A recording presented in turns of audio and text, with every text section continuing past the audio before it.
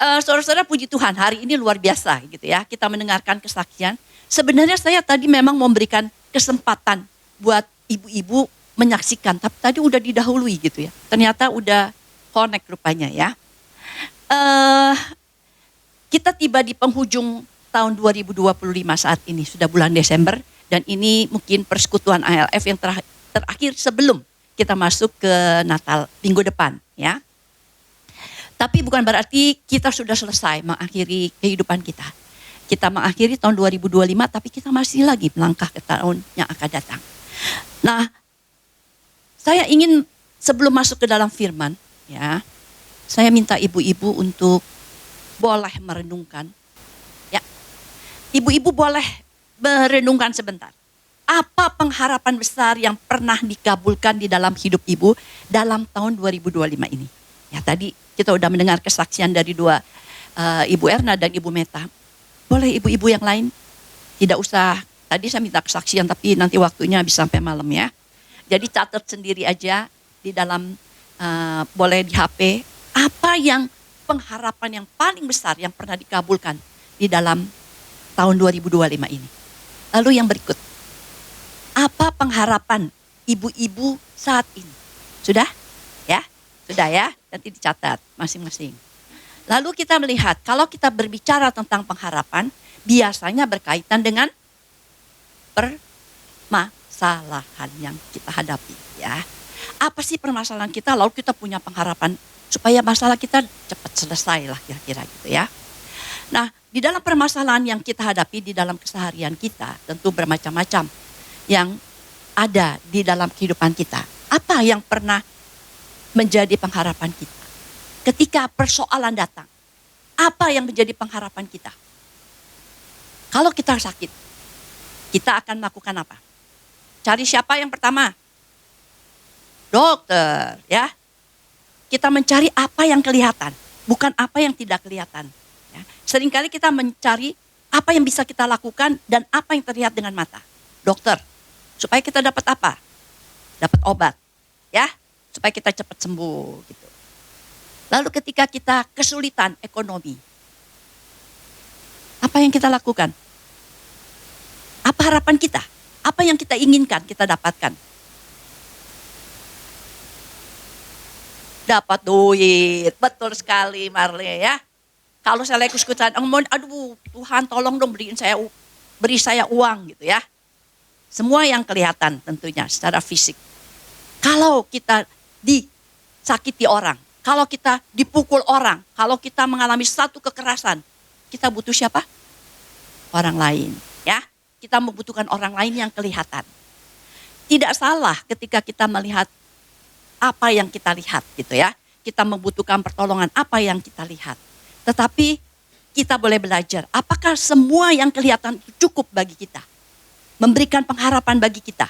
Ketika kita membutuhkan ketika sakit, butuhkan obat, ketika kita butuh ekonomi, perlu uang, ketika kita dihina orang, disiksa orang, kita butuh orang lain. Apakah cukup dengan apa yang kita terima? Apa yang kita harapkan saat itu? Cukupkah? Cukup?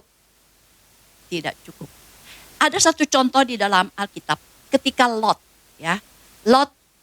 memilih tempat tinggal, lalu diberi oleh Abraham, silakan kamu pilih mana yang kamu mau tinggal. Lalu di situ ada tempat yang kelihatan subur, banyak air, wah itu namanya lembah Yordan. Akhirnya Lot memilih itu, karena di dalam pikirannya, wah ini subur, nanti ternak saya gemuk-gemuk, nanti saya hidup makmur, gitu lah ya. Tapi dia lupa, daerah situ ada satu tempat yang namanya Sodom, di mana orang-orang itu hidup dengan jahat, banyak yang berbuat dosa. Ya, dia lupa tempat. Dia tidak melihat itu. Yang dia lihat adalah nanti hidup saya akan menjadi makmur. Itu ujung-ujungnya tentunya ya. Tapi dia lupa ketika dia memilih hanya melihat apa yang bisa dilihat. Dia tidak melihat hal-hal di luar itu. Akhirnya apa yang dialami oleh Lot? Kita tahu hidupnya hancur ya.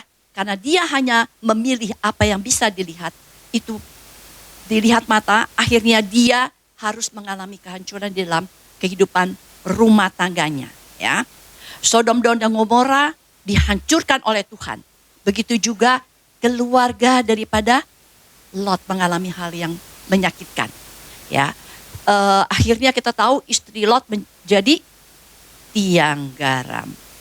Dari peristiwa ini Lot, kita melihat bahwa pilihan dengan mata, ketika kita hanya melihat dengan mata sendiri tanpa mencari kehendak Tuhan, maka kehidupan kita tidak akan mencapai apa yang membahagiakan tentunya. Bahkan akan menghancurkan kehidupan rumah tangga kita. Bahkan diri kita sendiri. Jadi saudara-saudara, kehidupan yang kelihatan menguntungkan secara duniawi belum tentu membawa kebaikan. Lalu pada saat mana kita membutuhkan pengharapan seperti itu? Pada saat mana? Saat kita baik-baik saja, kita perlu Tuhan. Saat kita tidak baik-baik saja, apa kita perlu Tuhan juga? Dua-duanya. Tapi seringkali di dalam hidup kita, pada saat mana kita membutuhkan pengharapan? Pada saat tidak baik-baik saja ya. Karena ada persoalan, wah saya baru ingat, saya perlu Tuhan. Gitu ya. Tapi ketika saat kita baik-baik saja, lupa sama Tuhan. Gitu ya. Padahal pada saat yang menyenangkan pun bisa membuat kita jauh dari Tuhan. Karena kita tidak merasa perlu Tuhan. Kita tidak merasa butuh Tuhan. Kita hanya merasa mampu bahwa saya bisa menjalani hidup ini tanpa Tuhan.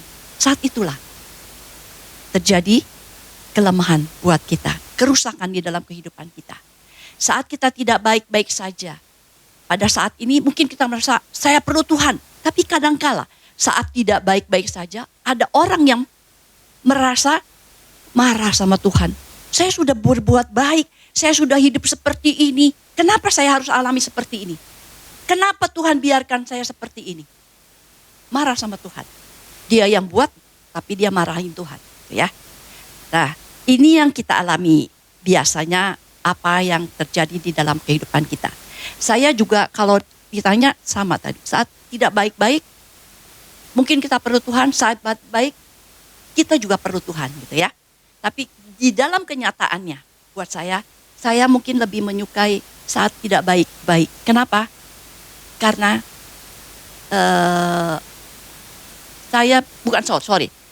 kalau saya disuruh pilih, saya lebih menyukai saat saya tidak baik-baik saja. Kenapa? Karena pada saat itu saya suka lupa diri. Ya, ini tentu berbeda-beda setiap orang. Kalau saya lagi senang, saya suka lupa sama Tuhan. Nah itu saya takut. Jadi kadang-kala saya bukan suka penderitaan atau persoalan, tapi saya lebih menyukai saat saya tidak baik-baik, tapi saya bisa dekat dengan Tuhan. Ya. Nah, saudara-saudara, kita melihat bahwa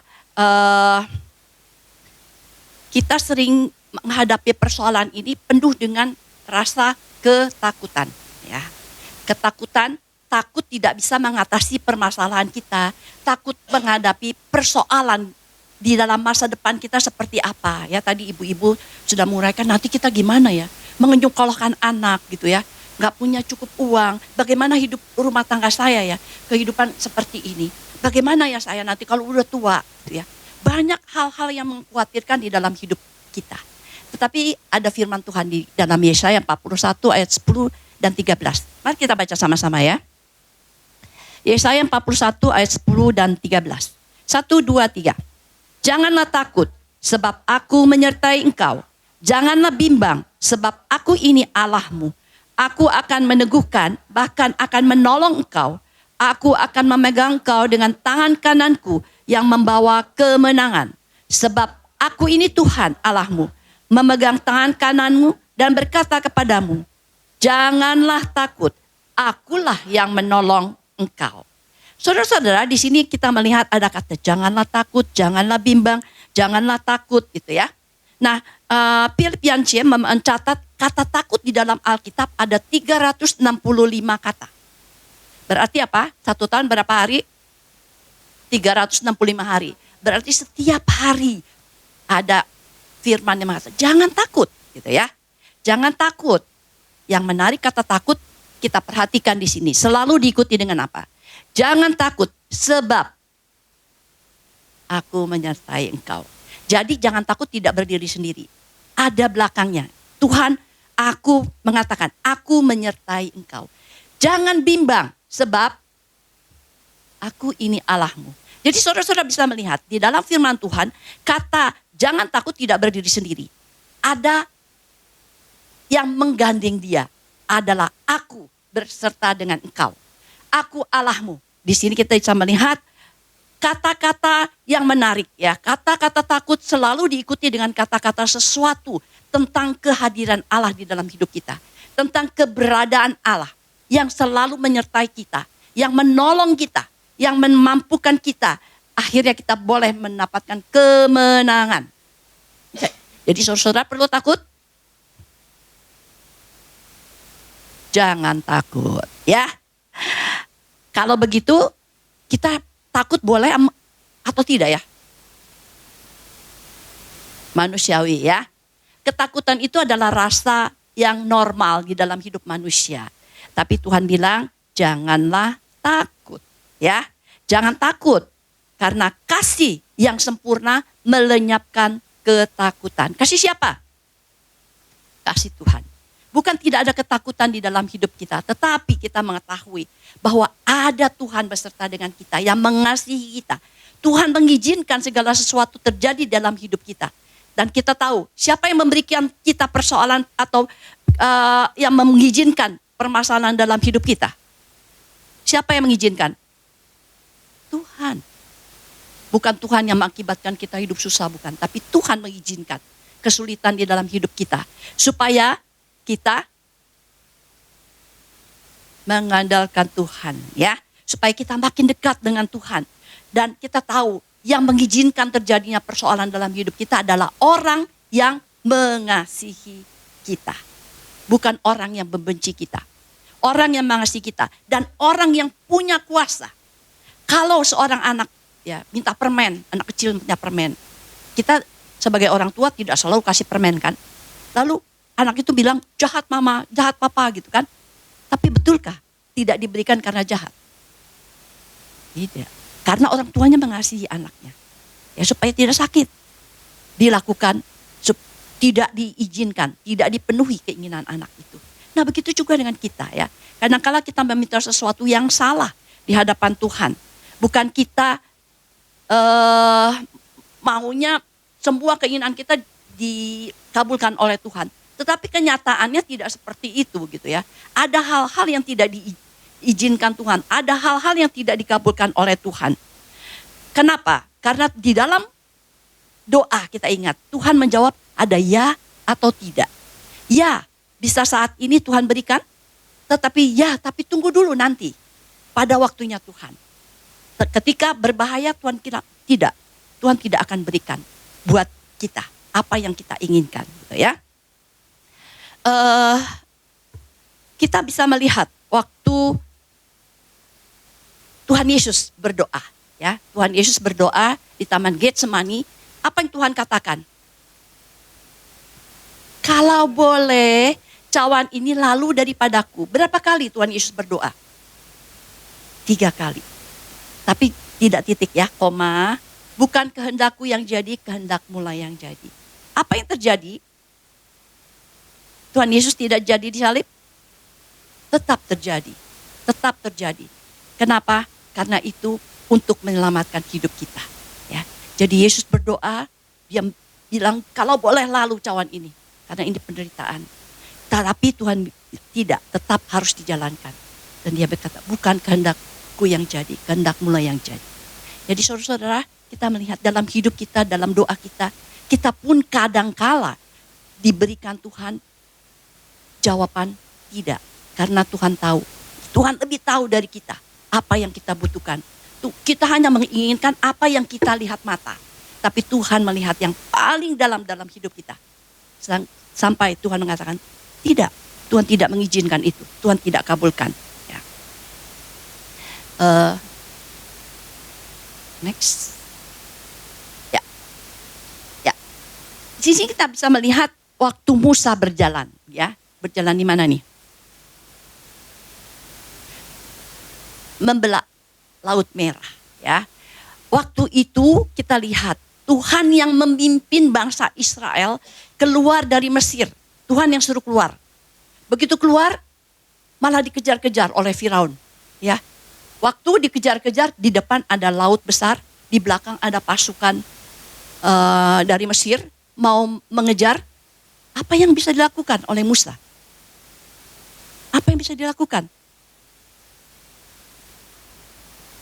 Maju ke depan mati, tenggelam. Di belakang dikejar-kejar. Lalu Tuhan bilang, belahlah, gitu ya, Laut Merah, sehingga bangsa Israel bisa berjalan. Mujizat bisa terjadi, tidak ada yang mustahil bagi Tuhan. Tapi orang mengatakan, oh itu bukan mujizat, gitu ya. Itu adalah angin besar terjadi sehingga bisa membelah laut.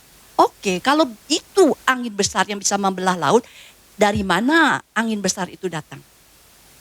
Siapa yang mengatur angin besar itu datang? Siapa? Kita kembali lagi pada penciptanya, ya. Karena Tuhanlah yang mengatur alam semesta ini. Tuhan yang punya kuasa. Sehingga bangsa Israel boleh melewati daripada Laut Merah ini. Dan setelah lewat, apa yang terjadi? Laut tertutup dan pasukan dari Mesir tertimpa air laut. Ya, saudara, ini bukan cerita dongeng, tapi ini sungguh-sungguh tercatat di dalam sejarah. Jadi saudara bisa melihat Allah yang sanggup melakukan segala perkara.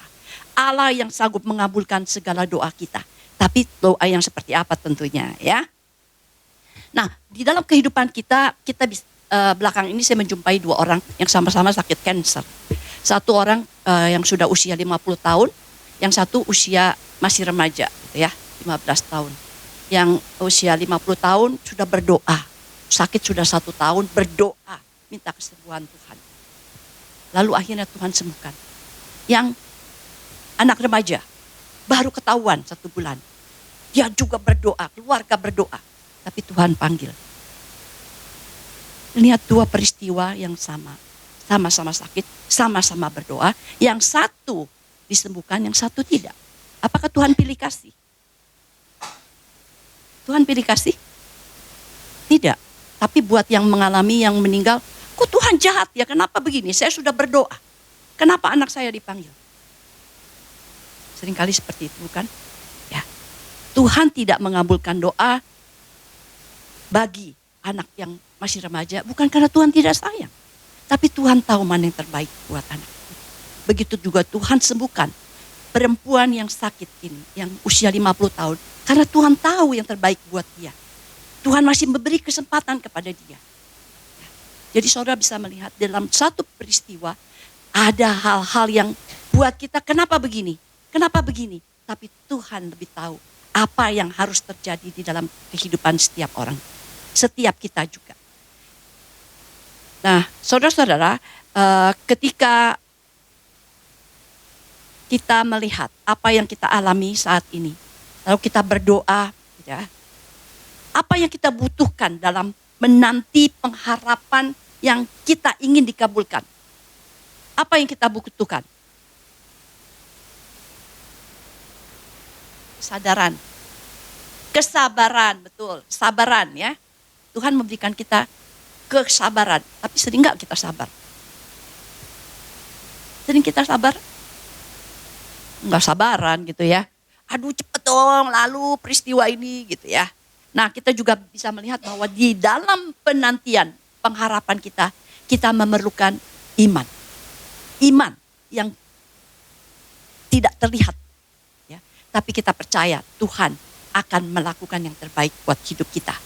Dengan iman kita dapat hidup tetap berbahagia meskipun persoalan tidak terselesaikan, meskipun persoalan masih tetap ada atau tidak terkabulnya permohonan kita.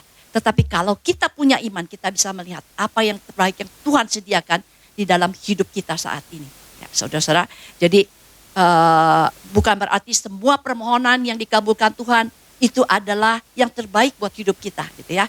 Tetapi apa yang terbaik buat hidup kita, meskipun kita tidak dikabulkan doa kita, tapi Tuhan memberikan yang terbaik buat hidup kita, ya. Saudara-saudara, dengan iman ini kita bisa melihat adalah ketika Abraham usia 100 tahun gitu ya. Sarah sudah 90 tahun, sudah tidak mungkin punya anak gitu ya. Sudah menopause, sudah tua gitu kan. Tetapi Tuhan bilang kamu akan punya anak tahun depan. Lalu Sarah, ini Tuhan bercanda nih gitu ya.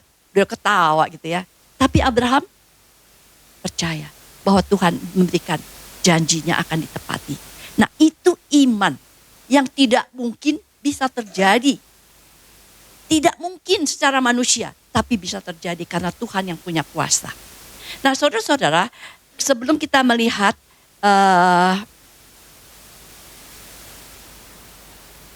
pengharapan yang dikabulkan, maka kita melihat satu ayat dari Yakobus 4 ayat 2 sampai 3. Pengharapan yang tidak dikabulkan. Saudara-saudara, apa sih pengharapan yang tidak dikabulkan? Coba kita baca ya. Kita baca sama-sama ya. Yakobus 4 ayat 2 sampai 3. Demikian firman Tuhan. Kamu mengingini sesuatu, tetapi kamu tidak memperolehnya. Lalu kamu membunuh, kamu iri hati, tetapi kamu tidak mencapai tujuanmu. Lalu kamu bertengkar dan kamu berkelahi. Kamu tidak memperoleh apa-apa karena kamu tidak berdoa. Atau kamu berdoa juga, tetapi kamu tidak menerima apa-apa karena kamu salah berdoa. Sebab yang kamu minta itu hendak kamu habiskan untuk memuaskan hawa nafsu. Nah, saudara-saudara, di sini kita bisa melihat dua hal. Kita tidak memperoleh apa-apa karena tidak berdoa. Kita berdoa tapi memuaskan hawa nafsu. Yang di atas kita melihat, kita menginginkan sesuatu tetapi kita mengandalkan diri kita. Kita mau memenuhi keinginan kita. Kalau tidak dipenuhi, maka dilakukan kejahatan atau dosa yang kita lakukan. Kita di sini dikatakan membunuhnya, iri hati, kemudian bertengkar, berkelahi gitu ya, supaya mendapatkan apa yang kita inginkan. Kita tidak berdoa, tapi kita melakukan sesuatu dengan cara kita untuk memenuhi keinginan kita ya di dalam hidup ini, supaya saya tercapai apa yang saya inginkan. Saya menghalalkan segala cara. Apapun yang kita lakukan supaya keinginan saya tercapai ya. Jadi membunuh, iri hati, menghasut orang lain gitu ya, memfitnah orang lain, lalu bertengkar, berkelahi, membohong demi untuk tercapainya keinginan kita. Tapi yang kedua, dia berdoa. Dia berdoa, tapi tidak terima juga. Kenapa? Karena dia hanya berdoa untuk memenuhi nafsunya dia. Jadi dua-dua dari sini, yang berdoa dan tidak berdoa, sama-sama keinginannya adalah untuk memenuhi keinginan diri sendiri. Pusatnya adalah diri, bukan pusatnya kepada Tuhan. Tetapi apa yang saya inginkan, entah itu dia berdoa atau tidak berdoa, tetap pusatnya dirinya untuk memenuhi keinginan hatinya dia. Nah, saudara-saudara, di sini kita bisa melihat bahwa mau berdoa mau tidak berdoa, kita harus kembali lagi. Apa yang kita inginkan adalah bukan untuk kepentingan diri kita sendiri, tetapi untuk kemuliaan Tuhan. Nah, kalau demikian, seringkali ketika kita menghadapi persoalan dalam hidup ini, kita lalu bilang, Tuhan, mengapa? Sampai kapan persoalan ini harus saya alami gitu ya? Udah capek nih tadi ya, udah capek nih. Saya juga pernah mengalami hal seperti itu gitu ya. Capek Tuhan, kapan berakhir? Tuhan bilang kapan berakhir? Sampai kamu dipanggil Tuhan. Selama kita hidup tetap ada persoalan. Ya. Tetapi bagaimana kita menghadapi persoalan itu? Apakah kita berjalan sendiri atau berjalan bersama Tuhan? Karena Tuhan bilang, Tuhan tidak pernah merancangkan yang jahat buat kita. Rancangan Tuhan adalah yang baik, yang terbaik buat hidup kita.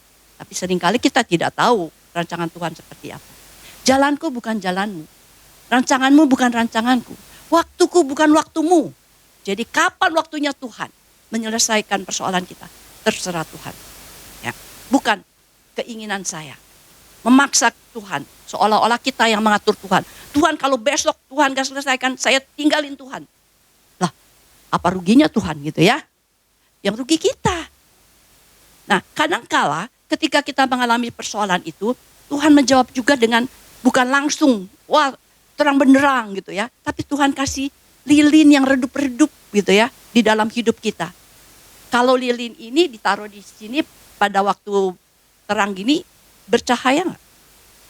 Tidak ada manfaatnya. Tetapi ketika ada kegelapan, lilin yang kecil pun bisa menuntun jalan kita.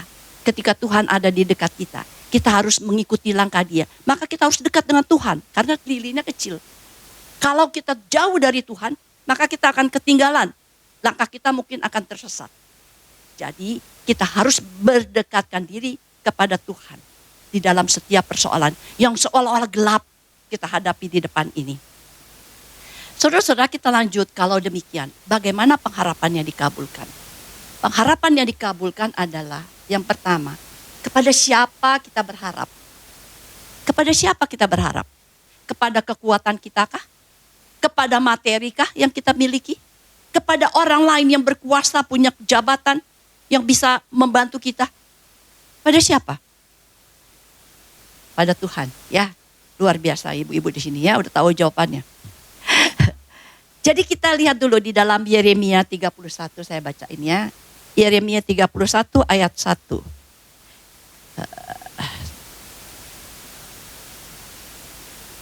Yeremia 31 ayat 1. Di sini firman Tuhan mengatakan, celakalah orang-orang yang pergi ke Mesir minta pertolongan, yang mengandalkan kuda-kuda, yang percaya kepada keretanya yang begitu banyak, dan kepada pasukan berkuda yang begitu besar jumlahnya, tetapi tidak memandang kepada yang Maha Kudus, Allah Israel, dan tidak mencari Tuhan.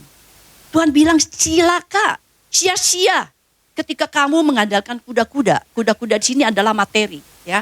Materi yang jumlahnya banyak, keretanya begitu banyak, jumlahnya banyak. Dan kepada pasukan berkuda yang begitu besar. Pasukan kuda artinya kepada orang, seseorang yang kita andalkan, tetapi tidak mengandalkan Tuhan. Semua sia-sia. Carilah Tuhan. Disitulah kita akan mendapatkan kekuatan. Kita bisa berharap sesuatu yang sesuai dengan apa yang Tuhan inginkan. Jangan mengandalkan kepada materi, jangan bergantung kepada kekuatan sendiri, tapi carilah kepada Tuhan. Dia bukan Allah yang tidak mampu dan lemah, tetapi Tuhan kita adalah Tuhan yang punya kuasa, yang menjadikan langit dan bumi ini. Kemudian kita lihat yang kedua, pengharapan yang dikabulkan adalah pengharapan yang sesuai dengan pengharapan Tuhan. Kita punya pengharapan kepada Tuhan kan ya. Tuhan, saya mau ini dong, saya mau hidup saya lebih tenang, saya mau hidup saya lebih terjamin, gak susah terus-terusan. Gitu. Itu pengharapan kita. Tapi jangan lupa, Tuhan juga punya pengharapan kepada kita. Tuhan bilang, ya kamu hidup harus taat. Taat kepada kebenaran firman Tuhan. Kamu harus setia menjalani. Ya. Jadi bukan kita selalu yang minta pengharapan, tapi kita juga harus minta sesuai dengan pengharapan yang Tuhan ingin kita lakukan. Yaitu sesuai dengan kebenaran firman Tuhan. Bagaimana kita tahu kehendak Tuhan? Bagaimana kita tahu pengharapan Tuhan? Dari mana? Dari mana? Dari Alkitab, dari firman Tuhan, ya. Kalau kita tidak pernah baca firman Tuhan, bagaimana kita tahu pengharapan yang dari Tuhan seperti apa?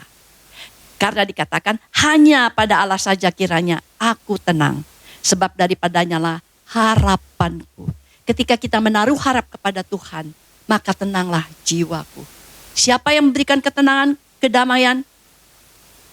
Kedamaian sejati hanya dalam Tuhan kita Yesus Kristus, ya. Jadi kalau kita punya keinginan, kita harus menyesuaikan harapan kita dengan pengharapan Tuhan. Tugas kita adalah melakukan apa yang benar sesuai kehendak Tuhan. Tetap taat dan setia. Nanti Tuhan yang akan menuntun langkah kita ke arah yang benar. Dan Dia pasti akan mengenapi janji-janjinya tepat pada waktunya. Ya. Yang ketiga, pengharapan yang terkabulkan. Kita menerima pengharapan yang paling besar dalam hidup kita. Yaitu karya penyelamatan Kristus. Ya. Kalau Tuhan sudah memberikan keselamatan, hidup yang kekal di dalam kehidupan kita. Apalagi kehidupan yang sementara. Hidup yang kekal saja Tuhan sudah jamin buat kita. Bagaimana dengan kehidupan yang sementara? Mana yang lebih sulit? Kehidupan kekal atau kehidupan sementara? Kehidupan kekal ya. Tuhan janjikan, Tuhan berikan kehidupan kekal buat kita. Tapi kita yang khawatirin apa yang kita khawatirkan seringkali? Hidup yang sementara. Tuhan bilang jangan takut untuk hidup yang sementara. Tuhan jamin hidup kita, hidup kekal bersama dengan Dia. Ketakutan yang paling mengerikan adalah kematian kekal. Itu Tuhan sudah berikan kehidupan dan melalui kebangkitannya Dia. Apalagi yang membuat kita takut?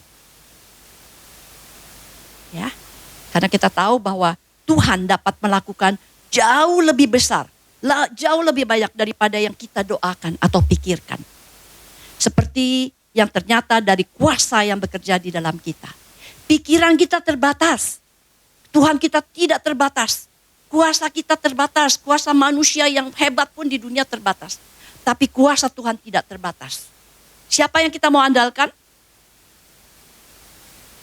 Tuhan tentunya ya. Kita andalkan Tuhan. Jangan andalkan kepada materi, kekuatan diri atau kepada orang lain. Tapi andalkanlah Tuhan di dalam hidupmu.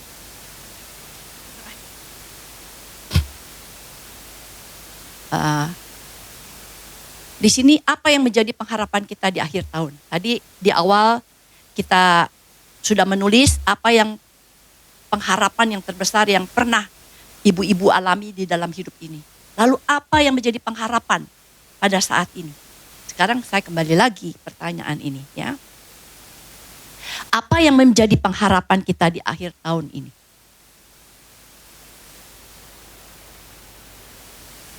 Tadi ibu-ibu ada yang sudah menyebutkan ya. Yang lain mungkin apa yang menjadi pengharapan kita di akhir tahun ini? Selalu gitu ya. Tahun depan lebih baik, tapi kenyataannya lebih baik.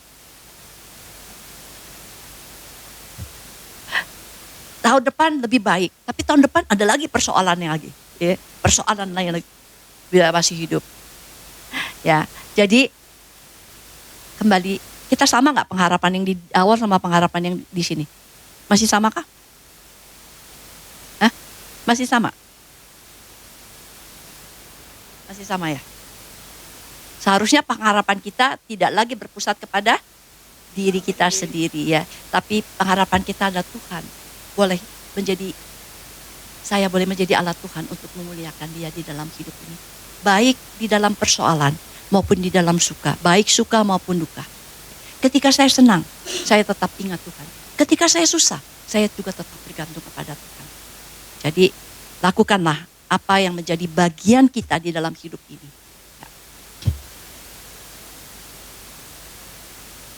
Ada satu hilang ya. Sebentar.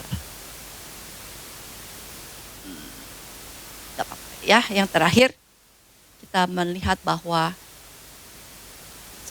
ya, pengharapan yang dikabulkan adalah pengharapan yang pasti. Bukan perasaan saya dikabulkan Tuhan atau keinginan, tetapi karena iman yang teguh kita mendapatkan pengharapan yang pasti di dalam Tuhan. Dapatkan hal itu ya, dapatkan pengharapan yang sungguh-sungguh nyata di dalam hidup kita. Karena kita memiliki iman yang teguh, bukan karena rasa-rasa saya, bukan karena keinginan saya, tapi karena Tuhan yang memberikan pengharapan di dalam hidup kita masing-masing.